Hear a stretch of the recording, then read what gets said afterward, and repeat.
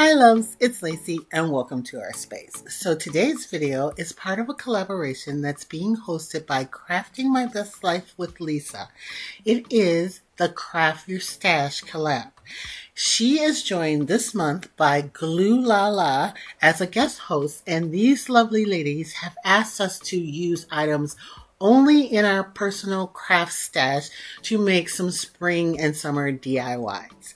So I will have both of their channels linked down in the description down below along with the playlist, but let's jump into DIY number one. I'm starting off with this wrought iron decorative piece and a lantern that I got both from the thrift store.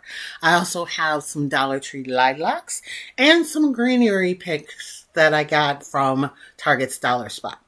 I also have several forms of ribbon, and I can tell you right now, I don't use any of them except for this green one here, a little bit in the lantern. The purple one I don't use, or the other one that's got a little gold on it. Both of those are from Dollar Tree.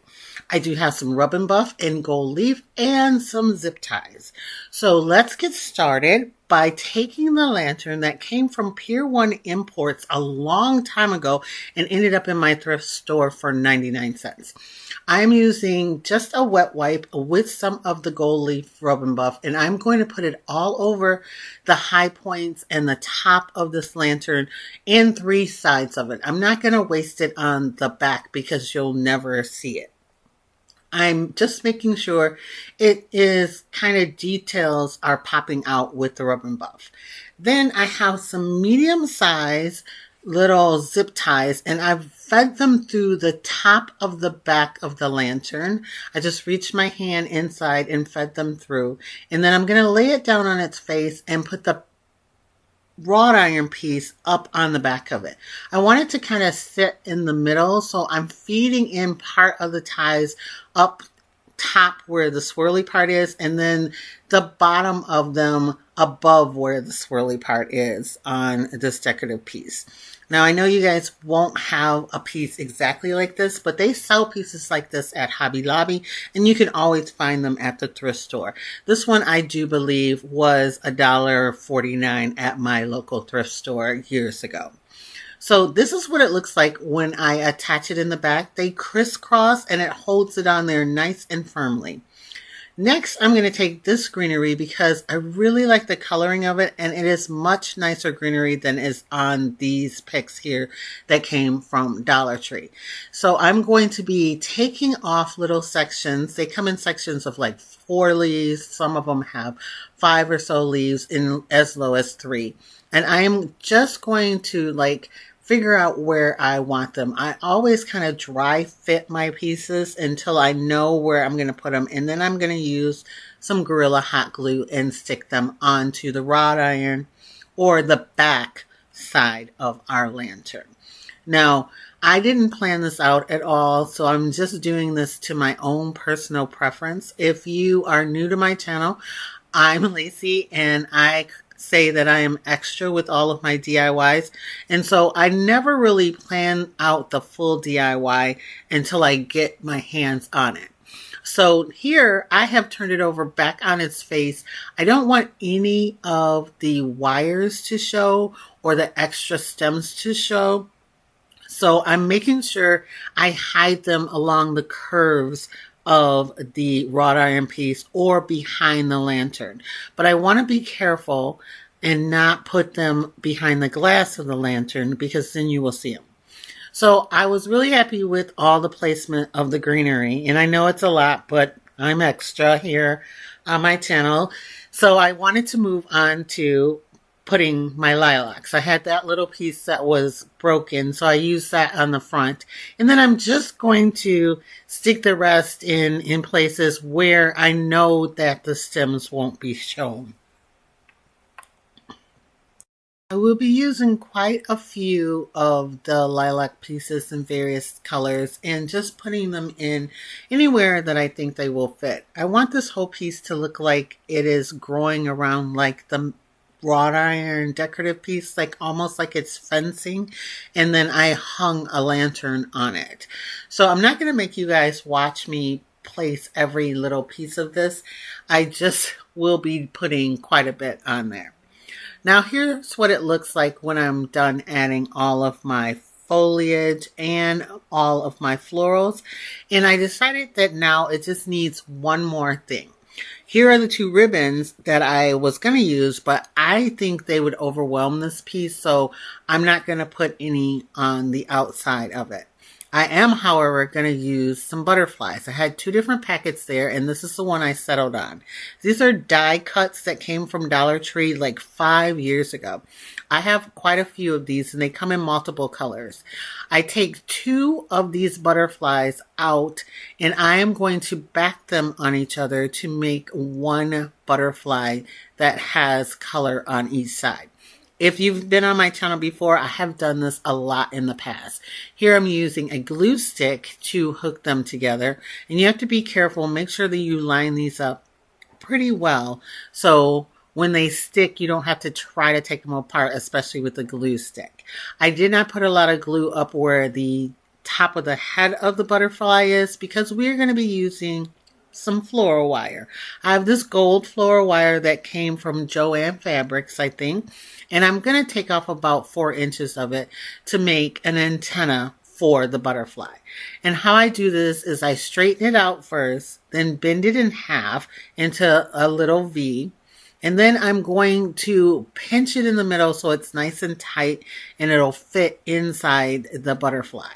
Then I'm going to grab my needle nose pliers and make little curls at the ends so it looks more like antenna. I just make sure that I do them both the same direction and I make the circle all the way around so that it does look like it's a proper antenna. After I get this done, then I'm going to glue it into the top of the butterfly, and I'm going to use a little hot glue to put this in.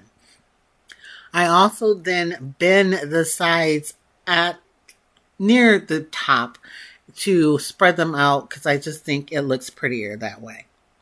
Once that's done, I'm going to take some little scissors and cut off any excess white on what will be the top of the butterfly. These match up pretty well, some of them better than others, and these come in multiple colors like pink and green and blue, but they never match up perfectly. So here I'm bending it up so it looks like the butterfly flew over and landed on the top of the lantern.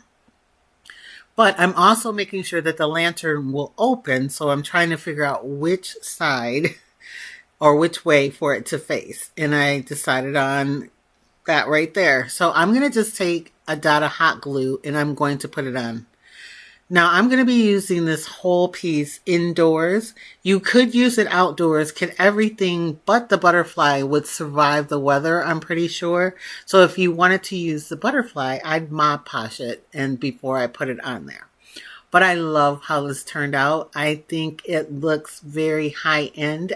And of course it's a lantern, so I put a little puck light on the inside and it lights up really nice. I did use a small piece of that ribbon from Sam's Club that had leaves on it to wrap around it. And that's it. So let's move on to DIY number 2. For DIY number 2, I have this fabric. It's Waverly, like Waverly chalk paint, but they sell fabric. I didn't know, but I found some a while back, and I have a yard of it. I also have this wood round, which was part of a spool that I had, and it has a little hole at the top that we're going to use to hang it. And then I have this planter that I got at my local thrift store. It was $4.50 back in the day. I've had this for years and I probably paid half of that because I normally only buy things when they're half off. I have more lilacs from the Dollar Tree. And of course I have my ribbons, though I will tell you right now, I don't use any of them. I thought I would, but once I put it together, I found out it was not necessary. This came from Sam's Club, and I'm just showing you that you get 50 yards of this. And at the time that I bought these, I have a little thing on my Instagram showing years ago, they were $6.99. I also have Rust-Oleum 2 times the paint and primer in Blossom White that I'm going to use to spray paint the planter part with, and we're going to need some Mod Podge. So I took the planter outside and I spray painted it. And then I came back in and I cut a piece of fabric and I'm tracing around it with a pencil so that nothing bleeds through to the other side, which I don't think it really would have mattered if you only have a pen or a marker. And then I'm going to cut out that circle. It's not really going to stay in the full circle, so that's why it doesn't make a difference if you use a pen or a marker. I was going to use these little scissors that came from Dollar Tree that have like a really small scallop edge, but I soon found out they only cut paper. They would not cut this fabric. So instead, I'm going to fold it over, and initially it was in quarters, but then I fold it one more time, and I'm going to go ahead and make the top cut into the shape of a heart at the top. I put a little pin in it, and since it's so thick, I'm going to use my Cutco scissors for this. These are kitchen scissors, but actually I bought this pair specifically to use in my craft room because my husband keeps using my fabric scissors for everything and they are damaged. And these you can do anything with, and they've lasted me a very long time.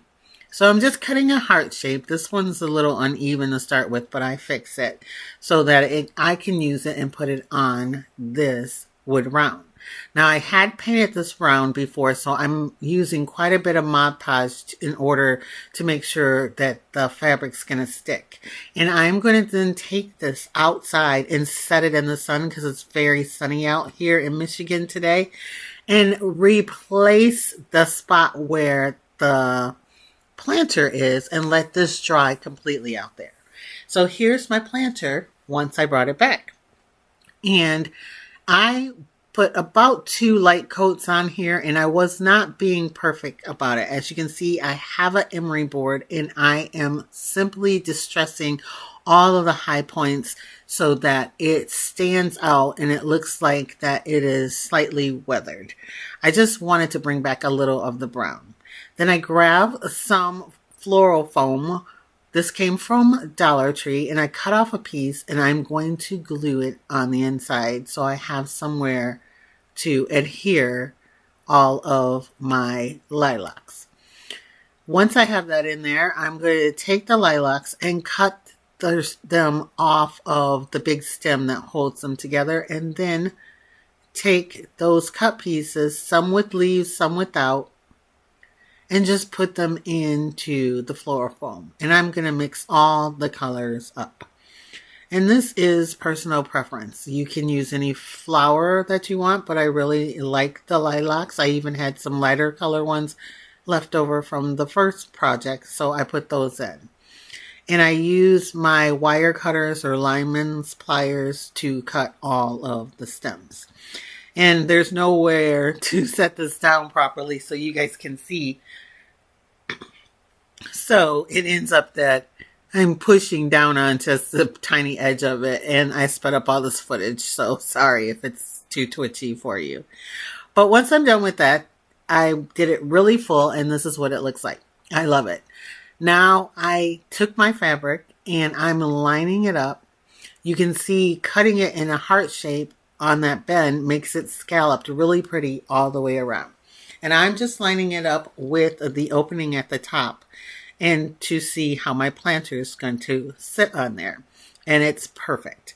So now, since I already have the Mod Podge on it, all I have to do is reactivate it. And to do that, I'm going to take some Teflon paper, put it over my fabric, and then use my mini heat press to adhere it on here. You can use a mini heat press, you can use a normal size heat press, or your iron to do this. This is just the easiest way to make it nice and smooth and make sure that it sticks to it, because it reactivates the Mod Podge underneath it. And you can see when I pick it up after it's dried a little that it is not going anywhere. So now again, I am going to line up the hole in the top on my mat and then put down my planter and make sure I know where it's going to sit. And then I have this beautiful butterfly. It is 3D. I bought this up in Mackinac Island. It's up north from where I live in Michigan. And I really wish I would have bought a bunch of them, but this was basically the only one they had in this color. It has a little magnet on the back of it, and so I'm going to put some glue on there, and then I'm going to stick it in between and line it up on the print that's on the inside of the front of this. And the colors go perfectly with all the lilacs. But if you've been on my channel before, you know me, I'm extra. And so I don't really like that big purple flower sitting there. I don't like the center of it. So I went into my stash and I grabbed out these butterflies. They came from Dollar Tree's Crafter Square. And look at how well that butterfly matches the other one. They're like perfect for colors. So I'm going to take a little hot glue. It's always Gorilla Glue that I use, and put it on the back of it. Let it dry just a little bit and show you that these are 3D too, but they have like a shiny part around the other part of the sticker that you can still use. I don't like that. I just saved those for my granddaughters to craft with, and I just use the tops. So I'm going to put this in the middle of that flower that I don't like.